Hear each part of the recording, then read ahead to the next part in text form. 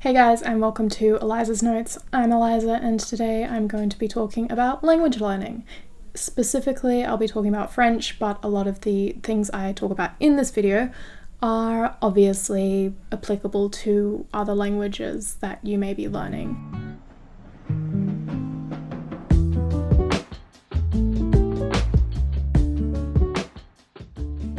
So if you've ever attempted to learn another language besides your native language, or maybe you're even onto your third or fourth or maybe even fifth or beyond language, you know that it is hard work and it is something that no one can give you a cheat code. There's no shortcut to learning languages, and I in the past have tried to learn other languages besides French, but honestly French has been the one that sticks, and now that I'm living in France, it's just basically sink or swim at this point, and I have to learn French. I wish I could say that skipping out on grammar is okay, but honestly, I think if you're going to learn any language to fluency, you do unfortunately need to put in the hard yards and sit down and just get into it, just really get in there. Having said this, I don't think that grammar necessarily needs to be a boring thing that you need in the process of learning a language.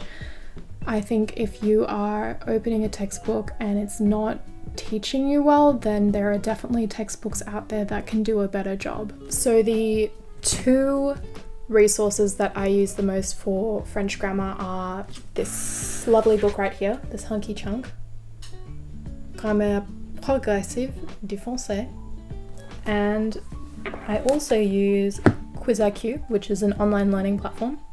This is not a sponsored video, this is just my genuine use of this learning platform, and essentially it just is a very straightforward way of learning French grammar right from the beginning to the most complex. It uses sample sentences that are very useful for everyday life, as is with this book.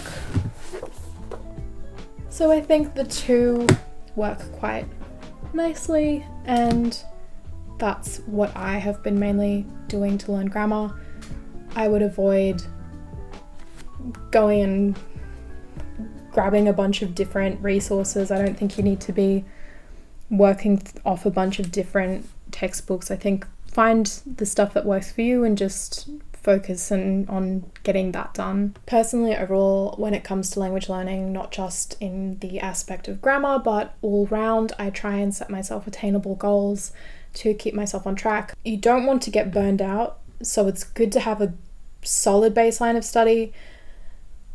That's not maybe always going to be the case. Right now, I'm having a bit of a rough patch in that I haven't been doing as much study as I would like. Now that I've talked about the boring stuff, which is grammar, I would like to talk about the more fun aspects of language learning. So I've always been a little bit of a go-getter. I haven't been too worried about being an idiot in front of other people. Clearly, I'm making YouTube videos, so all this is to say, I really try and put myself outside of my comfort zone when it comes to actually speaking. Right now, I'm trying to follow the spider rule, and what is the spider rule, you may ask? Much like with a spider, other people in social situations are probably just as anxious as you, sometimes if not more anxious. So by that logic, much like a spider, if a spider is just as afraid of you,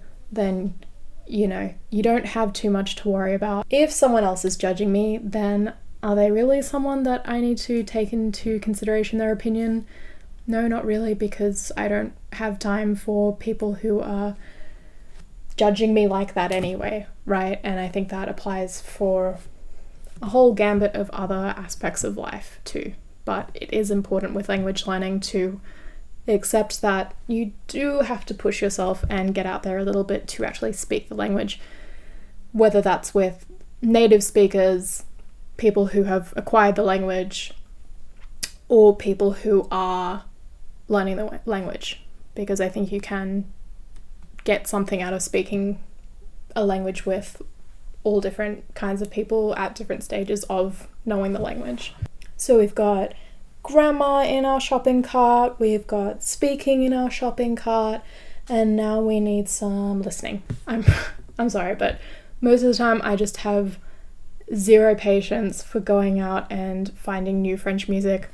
I tend to be more curious when finding new films to watch. I really like the Art channel, which is, I believe, an initiative between German and French funding, and it's all French videos. I like the Inner French podcast. I really like those because I'm genuinely curious about the subjects. I think when you're genuinely curious about something, it makes it easier to be interested, right? So I don't really have any favorite singers in French. Like, I'm sure there's people out there that I'd love, but I haven't found them yet. So I just don't tend to listen to a lot of new music. Follow your interests. You cannot force yourself to listen to things that you don't like. So second last thing I wanted to talk about is writing. With writing, this can be tricky because obviously we have autocorrect. So even if you're texting French to people, it's going to be interpreted by autocorrect, and you can, use Google Translate, and it's easy to build up a bit of a dependency on tech to correct your French. And look, I think there's no real way around it. Sometimes you just gotta run your text message and email through Google Translate because you just don't want to seem like a dum-dum. I try when I can to do journaling. Right now, my journal is probably, I'd say, like 60-40 in favor of English. It's kind of the hardest one to find different ways to do besides doing it with a keyboard, which isn't as great for actually, having that mechanism of word go in brain, because we want lots of word go in brain. I have a few more books here. I think the first book I got in French, and it is a Roald Dahl book. I was a Roald Dahl kid through and through. For me, this was super easy because I knew the plot, which I think is an important thing of when you're reading things in your target language, to just know the plot already. And so I would recommend like kids books. Le Petit Prince. That's a get that out of the light. That's a classic. I have not read that yet. I was actually walking down a street the other day. There was a free book box, and in it, I'd actually been talking about like wanting to have, read The Lord of the Rings or something in French. And lo and behold, there was a copy of The Hobbit.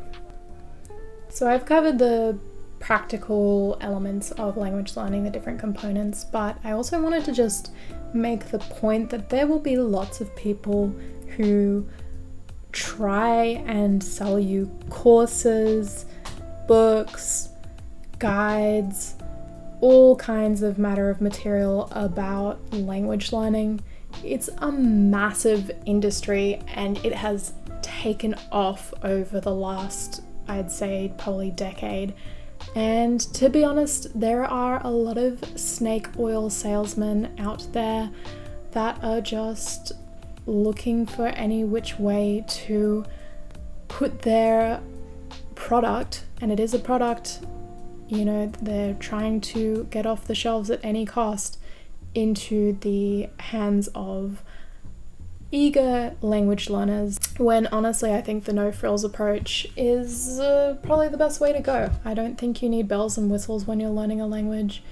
If you can get to an in-person or online class, even finding a good online tutor will be great. I don't think, there is a cheat code to learning French. Certainly I don't think you can gain fluency within a year. I think that's a ridiculous claim.